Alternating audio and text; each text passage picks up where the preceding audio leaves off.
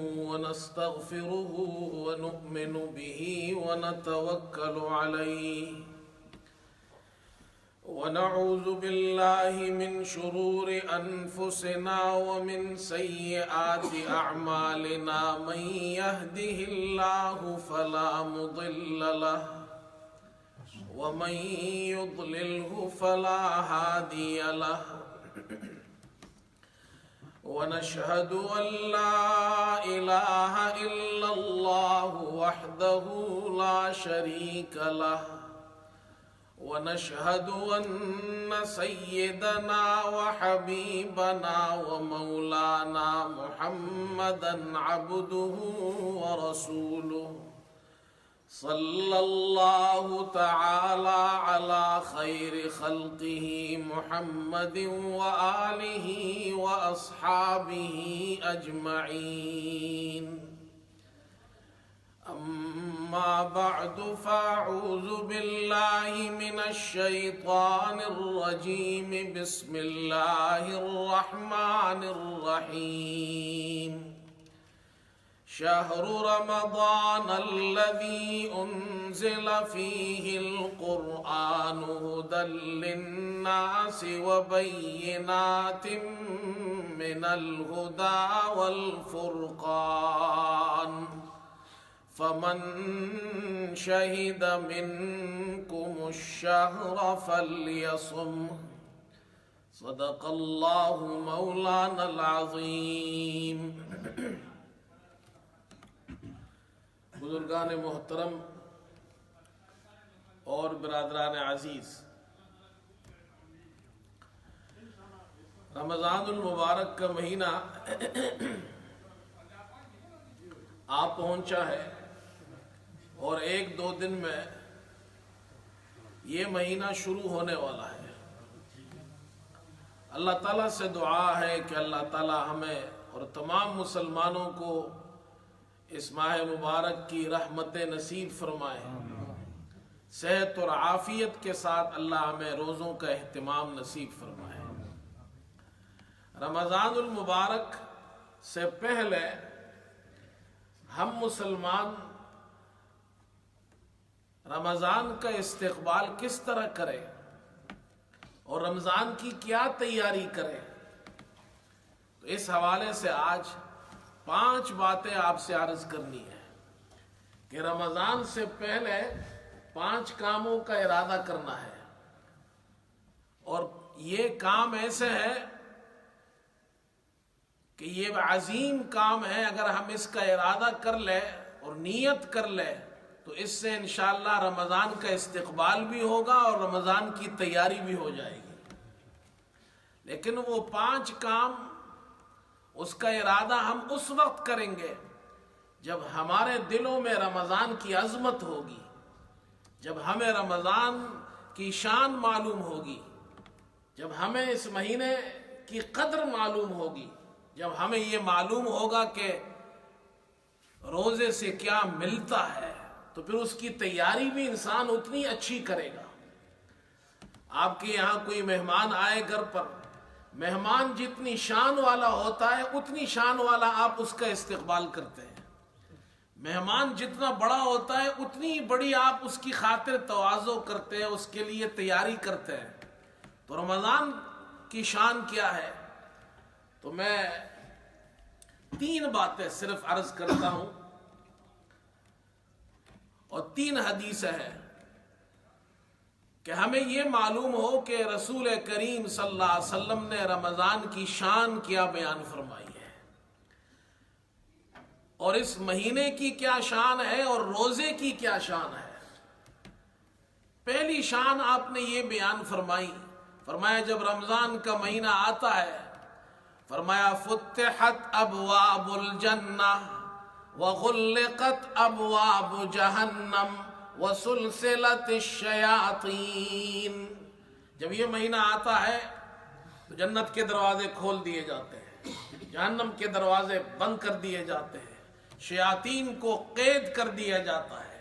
اللہ تعالیٰ شیاطین کو قید کر دیتا ہے، اس لیے کہ شیاطین انسان کو گناہ کے راستے پر ڈالتے ہیں، شیاطین انسانوں کے دلوں میں وسوسہ ڈالتے ہیں، انہیں گناہ کی طرف راغب کرتے ہیں۔ اللہ تعالیٰ شیاطین کو قید کر دیتا ہے تاکہ مسلمان اس مہینے کی رحمتوں کو حاصل کرے، اس مہینے میں عبادات کرے اور گناہوں سے اپنے آپ کو بچائے۔ انسان کو گناہ میں مبتلا کرنے کی دو چیزیں ہیں، دو راستے ہیں۔ ایک راستہ شیطان کا ہے کہ وہ انسان کے دل میں وسوسہ ڈالتا ہے، اسے گناہ میں مبتلا کرتا ہے۔ دوسری چیز جو انسان کو گناہ میں مبتلا کرتی ہے وہ اس کا نفس ہے۔ فرمایا ان النفس لامارۃ بالسوء، اللہ تعالیٰ فرماتے ہیں کہ یہ نفس انسان کو گناہ پر ابھارتا ہے، انسان کا نفس اس کو گناہ کا راستہ دکھاتا ہے۔ تو شیاطین کو تو اللہ نے قید کر دیا ہے، لیکن نفس تو قید نہیں ہے، نفس کو تو بند نہیں کیا جاتا ہے۔ البتہ اللہ تعالیٰ نے نفس کو کنٹرول کرنے کا طریقہ ہمیں بتایا ہے۔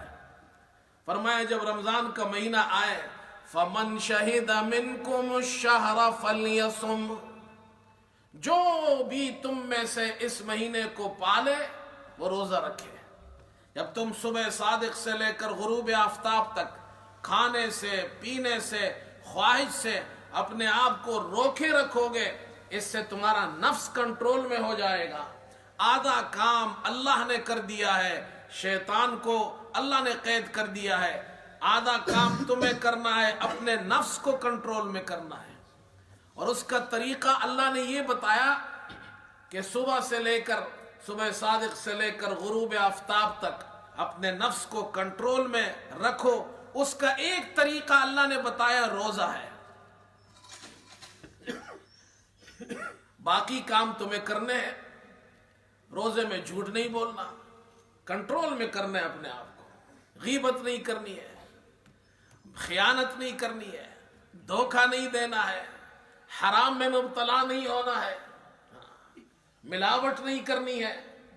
رمضان کا مہینہ آیا، ذخیرہ اندوزی کر رہے ہیں تاکہ دکاندار اپنی قیمتوں کو بڑھائے۔ یہ ایسا مہینہ نہیں، یہ رحمتوں والا مہینہ ہے، اس میں نیکی کے کام کرو۔ اللہ تعالیٰ نے شیطان کو تو قید کر دیا ہے، لیکن ہمارے منہ پر تو تالا نہیں لگایا، آنکھوں پر تو پٹی نہیں باندھی ہے،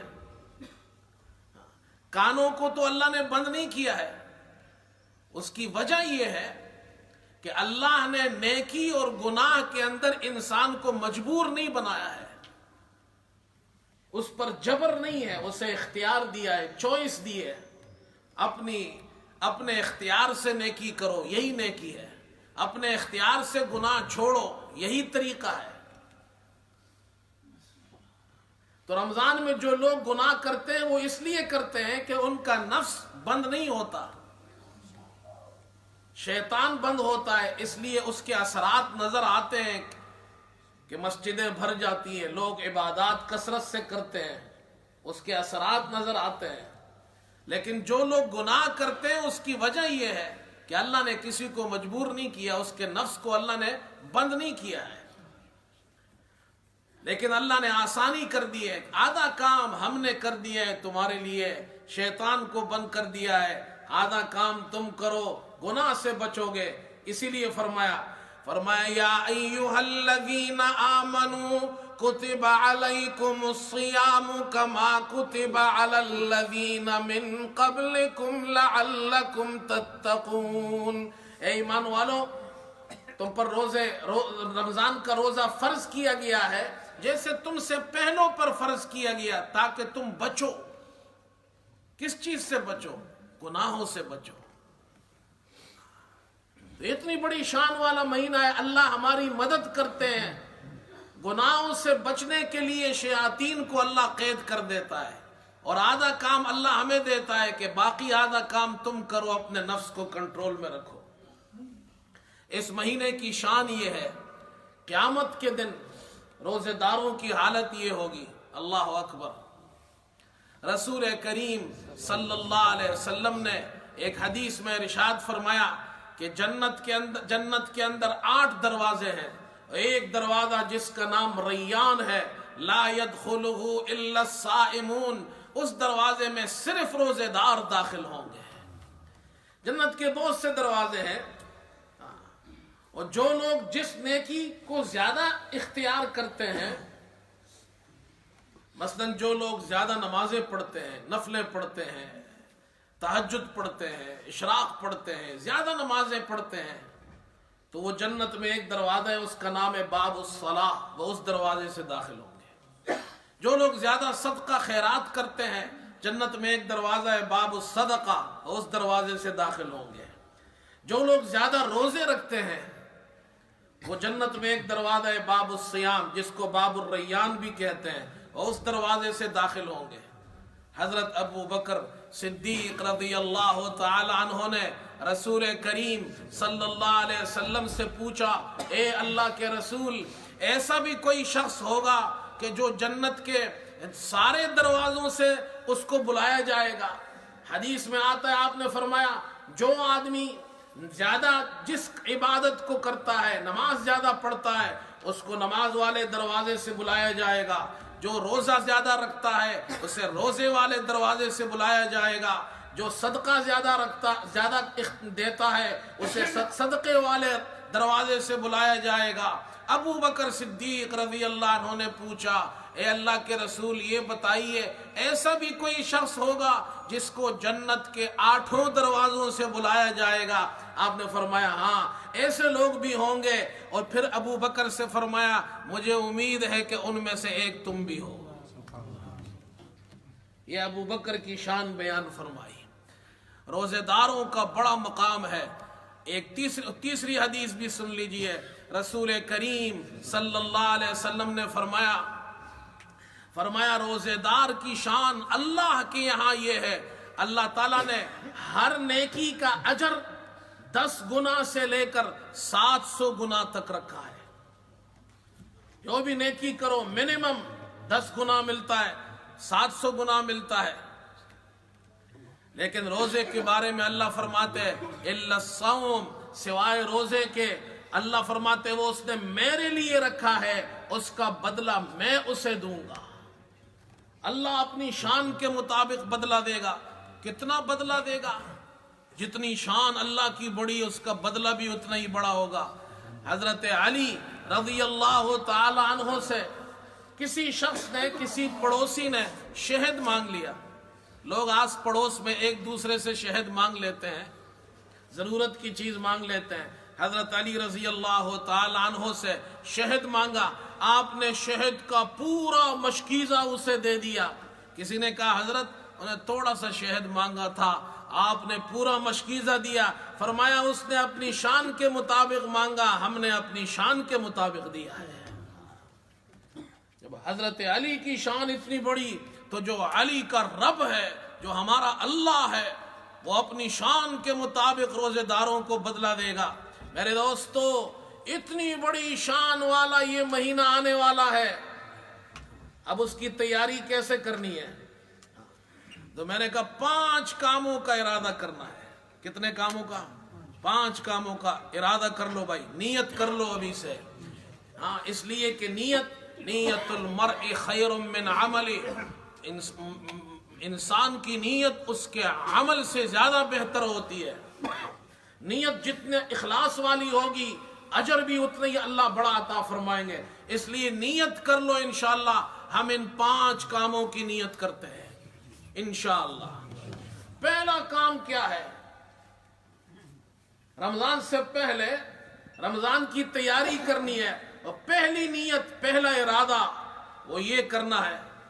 اور ارادے کے بارے میں ایک بات یہ بھی سن لیجئے کہ مسلمان جب ارادہ کر لیتا ہے، عزم کر لیتا ہے، پختہ ارادہ کسی کام کا، اور پھر وہ نیکی نہ کر سکے، اللہ پھر بھی اسے اس کی نیت اور عزم پر ثواب عطا فرماتے ہیں. ہمارے والد صاحب رحمۃ اللہ علیہ، ایک شخص مسئلہ پوچھنے آیا، تو بڑی عمر کا تھا. انہوں نے کہا حضرت میں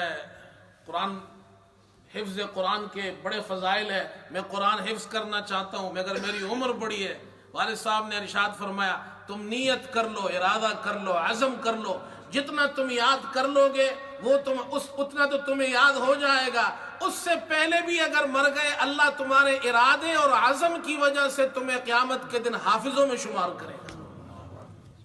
تو نیت کرو بھائی، ارادہ کرو۔ یہ کیا رمضان آ رہا ہے، ہمیں تیاری کرنی ہے، پکا عزم کرنا ہے۔ پہلا عزم کیا کرنا ہے، پہلا ارادہ کیا کرنا ہے، یہ عزم کرو انشاءاللہ ہم رمضان کے پورے روزے رکھیں گے۔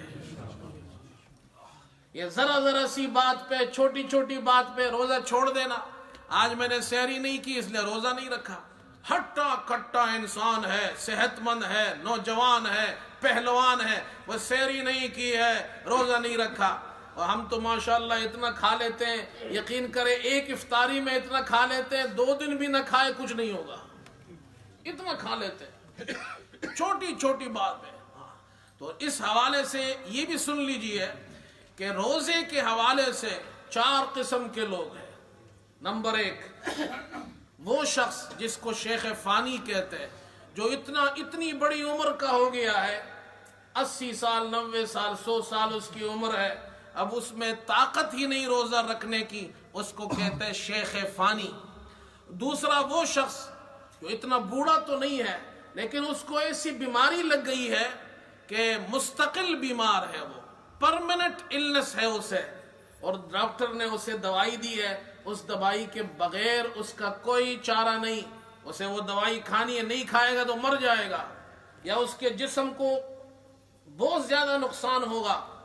ایسا شخص یا بہت بوڑھا ہو، وہ شخص روزے نہیں رکھے گا، وہ فدیہ دے گا، اور ایک فدیہ ایک روزے کا ایک صدقہ فطر کے برابر ہے، جو منیمم 3 پاؤنڈ کا حساب لگا لے تو 30 دن کے 90 پاؤنڈ بنے، احتیاطاً 100 پاؤنڈ اس کو دینے ہیں۔ یہ پہلا شخص ہے۔ دوسرا شخص وہ ہے جو ہے صحت مند، روزہ رکھ سکتا ہے، لیکن رمضان میں مسافر ہو گیا، یا رمضان میں بیمار ہو گیا عارضی طور پر، یا خاتون ہے رمضان کے اندر اسے جو ماہواری آتی ہے، وہ ایام آ گئے، ان دنوں میں روزہ نہیں رکھے گی، یا نفاس والی عورت ہے، بچے کی پیدائش کے بعد جو بیماری ہوتی ہے، حاملہ عورت پریگننسی کی وجہ سے روزہ نہیں رکھ سکتی ہے، مرضعہ جو ماں اپنے بچے کو، چھوٹے بچے کو دودھ پلاتی ہے، دودھ کے بغیر وہ کچھ کھا نہیں سکتا، روزے میں تکلیف ہوتی ہے، اس قسم کے لوگوں کے لیے حکم یہ ہے کہ وہ رمضان میں روزہ نہ رکھیں، اگر نہیں رکھنا چاہتے ہیں، سوائے اس کے کہ جو حیض میں ہو، نفاس میں ہو، وہ رکھ نہیں سکتی ہے، باقی اگر رکھنا چاہے تو رکھ سکتے ہیں، لیکن ان عذروں کی وجہ سے اگر نہیں رکھتے ہیں تو بعد میں اس کی قضا ان کو کرنی پڑے گی۔ اللہ تعالیٰ نے قرآن میں اس کا ذکر فرمایا وَمَنْ كَانَ مَرِيضًا أَوْ عَلَىٰ سَفَرٍ فَعِدَّةٌ مِّنْ أَيَّامٍ أُخَرَ، جو تم میں سے مریض ہو، یہ مسافر ہو، تو اسے رمضان کے بعد روزہ رکھنا ہے۔ یہ لوگ اگر فدیہ دیں گے، ان کا فدیہ قبول نہیں ہوگا۔ یہ سن لیجئے، یہ جو ہماری مائیں بہنیں گھروں میں ہیں وہ بھی سن لے، اس دوسری قسم کے لوگ اگر فدیہ دیں گے، ان کے رمضان کا فدیہ قبول نہیں ہوگا، ان کو رمضان کے روزے بعد میں رکھنے ہیں۔ تیسری قسم وہ ہے جو چھوٹے نابالغ بچے ہیں، ان پر رمضان کا روزہ فرض نہیں ہے۔ جو بہت چھوٹے بچے ہیں ان کو روزہ نہیں رکھوانا چاہیے، اس لیے کہ بچے سکول جاتے ہیں، ہمارے یہاں سکول کھلے ہوئے ہیں تو پھر سکول میں تکلیف ہوتی ہے، یا بالغ تو نہیں ہے لیکن بچے ذرا بڑے ہیں، صحت مند ہیں، اور اس عمر میں ہے کہ وہ روزہ رکھ سکتے ہیں اور اپنے شوق سے روزہ رکھتے ہیں، تو پھر ان کو بھی ویکینڈ میں روزہ رکھوائے، اسکول میں تکلیف نہ ہو۔ اور جو بالغ ہیں، کالج جاتے ہیں، یونیورسٹی جاتے ہیں یا اسکول میں ہیں، وہ روزہ رکھتے ہیں، اپنے ٹیچر کو بتا دیا کریں تاکہ وہ ان ایکٹیویٹیز میں ان کو نہ ڈالے جن کی وجہ سے ان کو روزے میں تکلیف ہو۔ چوتھی قسم ان لوگوں کی ہے جو صحت مند ہے، بیمار نہیں ہے، مقیم ہے، مسافر نہیں ہے، اور بالغ ہے، نابالغ نہیں ہے، ان لوگوں پر رمضان کے روزے فرض ہے، مرد ہو یا عورت ہو، छोटी छोटी बातों से रमजान का रोजा न छोड़े। रमजान का एक रोजा छोड़ना,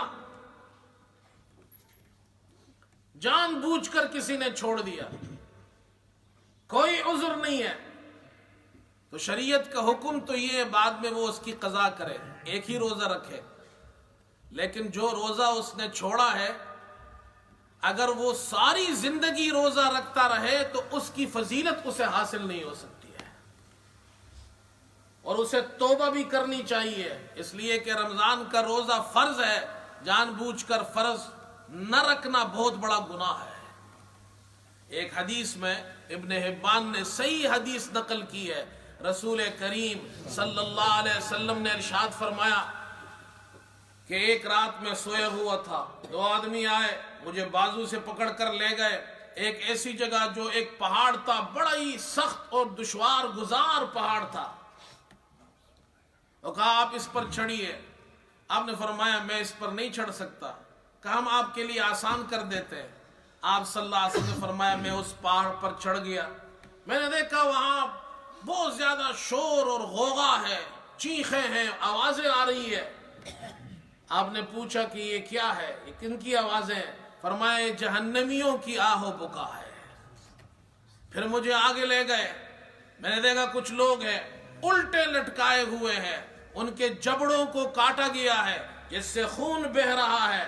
मैंने पूछा ये कौन लोग हैं? तो उन्होंने मुझे बताया ये वो लोग हैं जो रोजा इफ्तार करने के वक्त से पहले इफ्तार कर लेते हैं। जो लोग रोजा रखते हैं और इफ्तार से पहले इफ्तार कर लेते हैं और कोई उज़्र नहीं है, बिला उज़्र, उनके लिए आप सल्लल्लाहु अलैहि वसल्लम ने इतनी सख्त वईद और इस हदीस में इतनी सख्त उक़ूबत बयान की है। तो वो लोग जो बगैर उज़्र के रोजा नहीं रखते उनका क्या हाल होगा? तो रोजा रखो भाई। नौजवान है, हट्टा कट्टा है, कहता है मैं रोजा नहीं रखता, मैं जॉब पे जाता हूं। यहाँ इंग्लैंड में क्या तकलीफ है, यहाँ तो पाकिस्तान जैसी गर्मी भी नहीं होती। मैंने तो पाकिस्तान में सख्त गर्मियों के रोजे में ऐसा मजदूर भी देखा है जो बाहर धूप में जून जुलाई के, मैं पुरानी बात बता रहा हूं, जब हम छोटे, बिल्कुल छोटे थे उस वक्त की बात बता रहा हूं। जून की गर्मी में रोजे हैं और वो बाहर मजदूरी कर रहा है धूप के अंदर और रोजा रखा हुआ है। हम यहाँ ऑफिस में बैठते हैं, कोई तकलीफ नहीं, मौसम भी अच्छा है, नौजवान कहता है मैं रोजा नहीं रख सकता। हमारे यहाँ एक हाजी साहब होते थे, जब मैं पाकिस्तान में था मक्का मस्जिद में, तो वहाँ एक हाजी साहब थे, हाजी हारून साहब, अल्लाह उनकी मगफिरत फरमाए। मस्जिद के करीब रहते थे, बड़ी उम्र के थे, मेरा ख्याल है उस वक्त उनकी उम्र कोई 70 साल से ऊपर होगी तकरीबन। मस्जिद आया करते थे, दमे की तकलीफ थी उन्हें, वो रोजा रखते थे, तकलीफ भी है, उम्र भी बड़ी है, रोजा रख रहे। असर के बाद मेहराब में मैं अपना कुरान पढ़ता था, तरावीह की तैयारी करता था, तो वो मेरा कुरान सुनते थे। तो यहाँ पहली सफ में वो बैठे होते थे, मैं यहाँ मेहराब में बैठा होता था, तो हर रमजान में वो मेरा कुरान सुनते थे। तो असर के बाद उनकी तबीयत खराब हो जाती थी, दमे की शिकायत इतनी थी कि वो असर के बाद उनकी हालत ये होती थी कि वो बात नहीं कर सकते थे। तो एक दिन मैंने उनसे कहा हाजी साहब आप रोजा क्यों रखते हैं? आपकी तबीयत इतनी खराब हो जाती है, आप रोजा न रखें, आप फिदिया दे दिया करें। तो ये सुनकर उनकी आंखों में आंसू आ गए। कहने लगे इमाम साहब कैसी बात करते आप, पता नहीं हो सकता ये मेरा आखिरी साल हो, उसके बाद जिंदगी में रमजान नसीब हो या ना हो। तो मैं नौजवानों से कहता हूं हाजी हारून साहब से कुछ इबरत हासिल करो। 70 साल का बूढ़ा रोजे रख रहा है दमे की तकलीफ में, और हमारे यहाँ नौजवान हट्टे कट्टे कि जो रोजा नहीं रखते। तो भाई रमजान की तैयारी क्या करनी है? कहते जी मैं रमजान की तैयारी कर रहा हूं। आजकल मर्द भी लगे हुए हैं, खवातीन भी घरों में लगी हुई है कि जी रमजान की शॉपिंग करनी है। शॉपिंग तो बड़ी हो रही है हमारी, بھائی صرف تیاری شاپنگ سے نہیں ہوتی، یہ عزم کرو، ارادہ کرو، انشاءاللہ ہم پورے روزے رکھیں گے۔ دوسرا کام، دوسرا ارادہ اور پختہ ارادہ یہ کرنا ہے، یہ رمضان قرآن کا مہینہ ہے، اس میں ہم قرآن پڑھیں گے بھی، قرآن سنیں گے بھی۔ اللہ نے اس کا طریقہ یہ بتایا ہے، تم تراویح میں قرآن سنو۔ رسول کریم صلی اللہ علیہ وسلم نے صحابہ کو تراویح پڑھائی اور 3 راتیں آپ نے پڑھائی، پھر چھوڑ دی تاکہ فرض نہ ہو جائے، آسانی کر دی ہمارے لیے۔ اور خود آپ صلی اللہ علیہ وسلم کی عادت مبارکہ یہ تھی کہ رمضان میں ہر رات کو حضرت جبریل علیہ السلام رسول کریم صلی اللہ علیہ وسلم سے ملاقات کے لیے تشریف لاتے تھے۔ ہر رات حضرت جبریل علیہ السلام یلقاہ کل لیلۃ فی رمضان، ہر رات رمضان میں حضرت جبریل علیہ السلام آتے تھے اور حضور صلی اللہ علیہ وسلم حضرت جبریل علیہ السلام کے ساتھ قرآن کا دور کرتے تھے۔ اور جس سال آپ کا انتقال ہوا اس سال رمضان کو، یعنی اس سے پہلے جو رمضان آیا، اس سال آپ نے 2 مرتبہ حضرت جبریل سے قرآن کا دور کیا۔ صحابہ اکرام کثرت سے تلاوت کیا کرتے تھے، تراویح میں قرآن پڑھتے تھے۔ حضرت عمر رضی اللہ عنہ نے 20 رکعت تراویح پر ان کو اکٹھا کیا۔ تراویح کا فائدہ یہ ہے، اس میں ایک قرآن ختم ہو جاتا ہے۔ ہمارے یہاں لوگ لڑتے ہیں، اللہ معاف فرمائے، رمضان شروع ہوا بحث شروع ہو جاتی ہے، 8 رکعت پڑھنی ہے، 20 رکعت پڑھنی ہے۔ ہاں بھائی، یہ رسول کریم صلی اللہ علیہ وسلم نے 3 راتیں پڑھائی تراویح۔ پہلی رات پڑھائی آپ نے 1/3 رات، 1/3 آف دا نائٹ۔ دوسری رات پڑھائی آدھی رات، ہمارے یہاں 1 گھنٹہ کھڑا ہونا ہمارے لیے مشکل ہو جاتا ہے۔ تیسری رات آپ نے سحری کے کچھ پہلے ختم کی، تقریباً پوری رات۔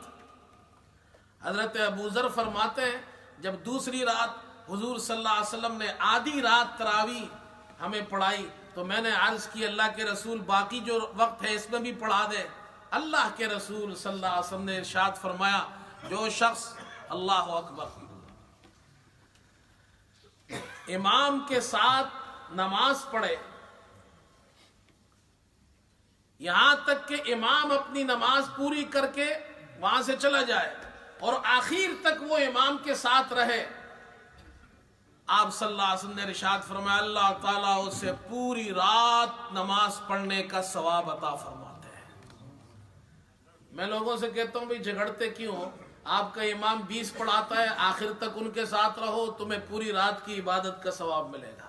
آپ کا امام 8 پڑھاتا ہے، آخر تک ان کے ساتھ رہو، اللہ آپ کو بھی پوری رات کا ثواب عطا فرمائے گا۔ یہ اور بات ہے کہ ہمیں 20 پڑھنی چاہیے۔ عمر رضی اللہ عنہ خلیفہ ہے رسول کریم صلی اللہ علیہ وسلم کے، انہوں نے صحابہ کو اس پر متفق فرمایا ہے، لیکن لڑو نہیں۔ جو 8 پڑھتا ہے شکر ہے اللہ کا، آتا تو ہے، پڑھتا تو ہے نماز۔ اور فائدہ کیا ہوگا؟ ہمارا قرآن ختم ہو جائے گا۔ قرآن کی تلاوت کرو کثرت سے، یہ قرآن کا مہینہ ہے۔ شہر رمضان الذی انزل فیہ القرآن، یہ قرآن کا مہینہ ہے۔ حضرت قتادہ اللہ اکبر ہر ہفتے ایک قرآن ختم کرتے تھے، رمضان میں ہر 3 دن میں ایک قرآن ختم کرتے تھے، اور رمضان کے آخری عشرے میں ہر رات کو قرآن ختم کرتے تھے۔ امام ابو حنیفہ رحمت اللہ علیہ، امام شافعی رحمت اللہ علیہ، بہت بڑے بزرگ اور عالم گزرے ہیں، ان کے بارے میں لکھا ہے رمضان میں یہ دونوں حضرات ایک مہینے کے اندر 60 قرآن ختم کرتے تھے۔ 60 قرآن ختم کرو، یہ قرآن کا مہینہ ہے۔ نمازیں پڑھو، عبادات کرو، تراویح پڑھو شوق سے۔ ایک بزرگ آیا کرتے تھے مسجد میں، انتقال ہو گیا ان کا، تو وہ کرسی پر نماز پڑھتے تھے۔ تو ایک مرتبہ مجھ سے ملے نماز کے بعد، ان کے آنکھوں میں آنسو ہے، رو رہے ہیں۔ میں نے ان سے کہا آپ کیوں رو رہے ہیں؟ کہ لگا میں اس لیے رو رہا ہوں مولوی صاحب، بہت عرصہ گزر گیا، میں کرسی پر نماز پڑھ رہا ہوں، میں نے زمین پر ماتھا رکھ کر سجدہ اللہ کو نہیں کیا ہے۔ آپ میرے لیے دعا کریں کہ اللہ مرنے سے پہلے مجھے اتنی توفیق دے کہ میں ایک مرتبہ اپنا ماتھا زمین پر رکھ کر اللہ کو ایک سجدہ کر سکوں۔ ہم بالکل ٹھیک ہے، صحت مند ہے، توانا ہے، 20 کیا ہم تو 40 بھی پڑھ سکتے ہیں۔ تو بھائی یہ ارادہ کرو، ارادہ ہے نا انشاءاللہ۔ انشاءاللہ ہم پورا قرآن رمضان میں تراویح میں سنیں گے، اور اس کے علاوہ گھروں میں بھی قرآن پڑھو، قرآن کی تلاوت کرو، یہ قرآن کا مہینہ ہے۔ تیسرا کام، رسول کریم صلی اللہ علیہ وسلم رمضان میں بہت زیادہ سخاوت فرماتے تھے۔ یہ ارادہ کرو ہم بھی رمضان میں سخاوت کریں گے۔ حدیث میں آتا ہے جب جبریل علیہ السلام حضور صلی اللہ علیہ وسلم سے ملتے تھے تو آپ کی سخاوت اور زیادہ ہو جاتی تھی، اتنی زیادہ ہو جاتی تھی کہ تیز ہوا سے بھی زیادہ آپ کی سخاوت ہوتی تھی۔ اور آپ نے ارشاد فرمایا جو روزے دار کو افطار کرائے، اللہ تعالیٰ اس روزے دار کے روزے کا ثواب اسے عطا فرماتے ہیں، اور اس روزے دار کے روزے سے اس کے ثواب میں کوئی کمی نہیں ہوتی ہے۔ اللہ نے، ہم سب برطانیہ میں رہتے ہیں، اللہ نے ہمیں توفیق دی ہے، ہمیں بھی اپنا وقت دیکھنا چاہیے، ہم کہاں سے آئے ہیں، اپنا ماضی اپنا پاسٹ نہیں بھولنا چاہیے، ہماری حالت کیا تھی، معاشی حالت۔ ہم بھی تو ایک زمانے میں ویسے ہی تھے جیسے آج وہاں کے لوگ، ہمارے دیگر رشتہ دار ہیں، رمضان شروع ہوا تھوڑا ان کے لیے بھیج دو بھائی، وہ بھی گھر میں افطار کر لیں گے۔ ایسے لوگ بھی ہیں دنیا کے اندر، ایسے مسلمان بھی ہیں جو روزہ رکھتے ہیں اور سوکھی روٹی نہیں ہوتی افطار کے لیے۔ ہمارے دسترخوان پر مختلف انواع کے کھانے ہوتے ہیں۔ اسی طرح یہاں جو ہمارے آس پڑوس میں غیر مسلم ہے، ان کی یہاں بھی کچھ بھیج دیا کرو۔ اسلام اس کی ترغیب دیتا ہے، پڑوسیوں کا خیال رکھو۔ رمضان میں بھیجیں گے تو آپ سے پوچھیں گے یہ کیا ہے، وہ پکوڑے بناتے ہیں، سموسے بناتے ہیں۔ بریڈ فورڈ میں ہمارے مولانا نعیم صاحب امام رہے ہیں کافی عرصہ، تو انہوں نے ایک قصہ سنایا کہ ایک نوجوان وہاں مسلمان ہو گیا، تو کسی نے اس سے پوچھا تم کیسے مسلمان ہوئے، ریزن کیا تھا؟ اس نے کہا ایکسپٹڈ اسلام بیکوز آف پکوڑے، پکوڑوں کی وجہ سے مسلمان ہوا۔ پکوڑوں کی وجہ سے کہاں، رمضان کا مہینہ تھا، میرے کچھ دوست، مجھے مسلمان دوست مسجد میں لے گئے اپنے ساتھ، تو وہاں دسترخوان لگا ہوا تھا، لوگ افطاری کر رہے تھے، مجھے انہوں نے پکوڑے کھلائے، سموسے کھلائے، کباب، مجھے بڑا اچھا لگا۔ میں نے کہا جب ان کے کھانا اتنا اچھا ہے تو ان کا مذہب کتنا اچھا ہوگا۔ کہتے پھر میں نے اسٹڈی کیا تو میں مسلمان ہو گیا۔ تو میں لوگوں سے یہ کہتا ہوں I accepted Islam because of پکوڑے۔ سخاوت کرو۔ کتنے کام ہو گئے؟ 3 کام تو کریں گے بھائی انشاءاللہ، ارادہ کرو۔ اور چوتھا کام، رمضان کے اندر ٹھیک روزے رکھو، اس میں غلطی نہ کرو۔ ہمارے یہاں لوگوں کو مسائل نہیں معلوم ہوتے ہیں، وہ غلطی کر لیتے ہیں، اس لیے بنیادی مسائل رمضان کے روزوں کے ضرور سیکھیں۔ ہم یہاں ظہر کے بعد خاص طور پر رمضان کے مہینے میں رمضان کے ضروری مسائل بیان کرتے ہیں، اور اگر کوئی مسئلہ ہو تو آپ پوچھ سکتے ہیں۔ ایک مسئلہ میں بیان کر دیتا ہوں، ہمارے یہاں بہت سے لوگ اس میں بڑی غلطی کرتے ہیں۔ وہ غلطی یہ کرتے ہیں کہ صبح فجر کی اذان ہو رہی ہو تو وہ یہ سمجھتے ہیں کہ جب تک اذان ہو رہی ہے ہم کھا پی سکتے ہیں۔ یہ بہت بڑی غلطی ہے۔ ایسے لوگ جو یہ غلطی کرتے ہیں تو ان کا روزہ نہیں ہوتا ہے۔ اس کی وجہ یہ ہے کہ اذان صبح صادق کے داخل ہونے کے بعد ہوتی ہے، اور روزہ صبح صادق جیسے ہی شروع ہوا روزہ شروع ہو جاتا ہے، اب آپ کچھ نہیں کھا سکتے۔ مثال کے طور پر 3 بجے اگر صبح صادق ہے تو 3 بجے سے پہلے پہلے آپ کو کھانا پینا بند کرنا پڑے گا. جیسے ہی 3 بج گئے آپ نہیں کھا سکتے. اور اذان 3 بجے کے بعد ہوگی. ہو سکتا ہے کبھی مؤذن لیٹ ہو جائے, 3:05 پہ اذان دے دے. اور بعض مؤذن اتنی اچھی اذان دیتے ہیں, 4 منٹ 5 منٹ لمبی قرات کے ساتھ اذان دیتے ہیں, اس میں تو پورے 2 پراٹھے آدمی کھا سکتا ہے. تو صبح صادق کے بعد کھانے پینے سے روزہ کہاں رہے گا؟ اور یہ قرآن میں اللہ نے بیان کیا, فرمایا وَكُلُوا وَاشْرَبُوا حَتَّى يَتَبَيَّنَ لَكُمُ الْخَيْطُ الْأَبْيَضُ مِنَ الْخَيْطِ الْأَسْوَدِ مِنَ الْفَجْرِ. تم کھاؤ پیو رات کو, رمضان کی رات میں کھاؤ پیو. حَتَّى يَتَبَيَّنَ لَكُمُ الْخَيْطُ الْأَبْيَضُ مِنَ الْخَيْطِ الْأَسْوَدِ مِنَ الْفَجْرِ, یہاں تک کہ تمہارے لیے تمہیں صاف نظر آ جائے صبح کا سفید داغا رات کے سیاہ داغے سے. یعنی رات ختم ہو جائے اور صبح صادق شروع ہو جائے, تو صبح صادق کے بعد کھا پی نہیں سکتے. یہ جو ہمارے پاس ٹائم ٹیبل ہے, یہ ٹائم ٹیبل آپ دیکھیں, گھروں میں رکھ لیں, اور جیسے ہی ٹائم ہو اس سے 3 4 5 منٹ پہلے کھانا پینا ختم کر کے وضو کرے, تیاری کرے اور نماز کا اہتمام کرے. اور آخری بات وہ یہ عرض کرنی ہے, وقت ہو چکا ہے لیکن میں آخری بات مختصراً عرض کرتا ہوں کہ بھئی رمضان میں کسی قسم کا کوئی اختلاف نہ کرے, کوئی جھگڑا نہ کرے, کوئی لڑائی نہ کرے. یہ ہمارے یہاں ہر سال ہلال رمضان میں رویت کے مسئلے پر اختلاف شروع ہو جاتا ہے, اور یہ ایک طویل عرصے سے یہ اختلاف چل رہا ہے. اس حوالے سے میں 1-2 باتیں عرض کرنا چاہتا ہوں. یہ جو اختلاف ہے بنیادی طور پر یہ ہماری کمیونٹی میں ہے, باقی کمیونٹیز میں یہ کوئی اختلاف نہیں ہے. انگلینڈ میں رمضان صرف ہمارے لیے نہیں ہے, مسلمانوں کے لیے ہے, اور جتنی بھی کمیونٹیز ہیں ان میں چاند کے مسئلے پر کوئی اختلاف نہیں. یہاں ہماری کمیونٹی, پاکستانی کمیونٹی کے علاوہ یہاں افغانی کمیونٹی بھی ہے, یہاں بنگلہ دیشی کمیونٹی بھی ہے, یہاں پہ صومالی بھی ہے, سوڈانی بھی ہے, الجیرین بھی ہے, موروکو کے لوگ بھی ہے, ترکی کے لوگ بھی ہے, اور جناب کیا ہے یہ افریقہ کے لوگ ہیں, عرب لوگ ہیں.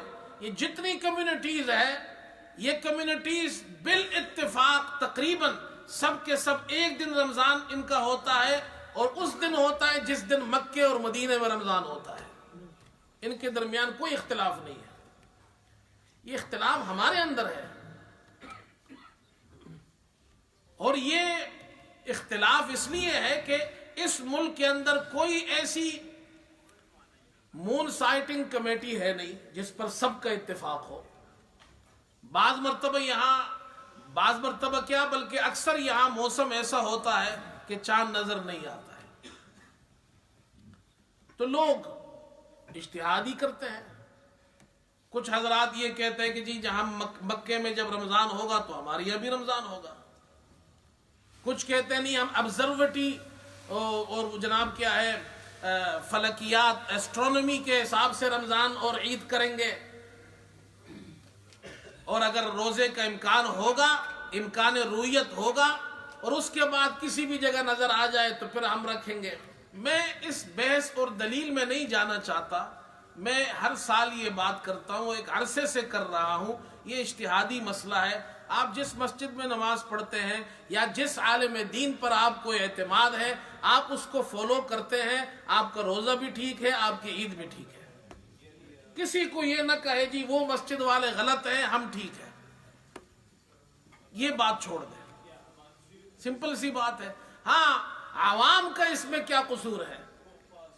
اگر یہ تمام مکاتب فکر جن کے درمیان یہ اختلاف ہے, اگر یہ متفق ہو جائے تو عوام میں بھی اتفاق آ جائے گا. عوام کا کوئی قصور نہیں. تو پھر ہم لوگوں کے بارے میں یہ کیوں کہے جی فلاں کا روزہ نہیں ہوتا, فلاں کا عید نہیں ہوتا؟ اس کے لیے میں نے یہ حل کئی سال پہلے پیش کیا تھا.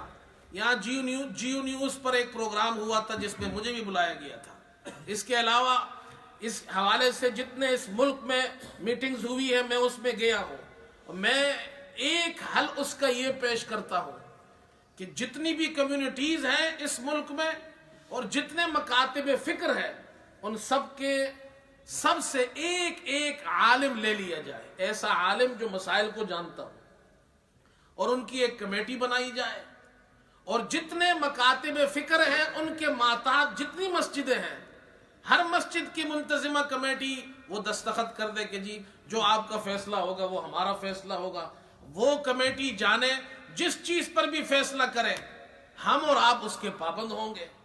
لیکن ایک مسجد سے اس مسئلہ حل نہیں ہو سکتا ہے جب تک کہ اوپر سے سب متحد نہیں ہوں گے۔ بہرحال اس مسئلے میں آپ حضرات رمضان کا مبارک مہینہ ہے، عبادات میں گزارے۔ ٹائم ٹیبل کے حوالے سے بھی میں عرض کر دوں کہ یہ 21 مئی اور 22 مئی کے بعد 18 ڈگری کے حساب سے صبح صادق نہیں ہوتی ہے، اس لیے کہ رات بہت چھوٹی ہو جاتی ہے۔ یہ 2 مہینے ہوتے ہیں، یہ 21 مئی سے لے کر تقریباً 21 جولائی تک، ان 2 مہینوں میں صبح صادق نہیں ہوتی 18 ڈگری کے حساب سے۔ تو اس میں پھر مختلف آپشنز استعمال کیے جاتے ہیں۔ ہمارے یہاں ہم بھی ایک آپشن اس میں استعمال کرتے ہیں، رات کا جو 7واں حصہ ہوتا ہے آسانی کے لیے، دوسرے آپشن بھی استعمال کیے جا سکتے ہیں۔ کچھ لوگ کہتے ہیں نہیں وہ مشاہدہ، وہ کہتے ہیں جی ہم مشاہدے پہ چلتے ہیں، ان کا اپنا ٹائم ٹیبل ہے، تو ٹائم ٹیبل میں فرق آ جاتا ہے۔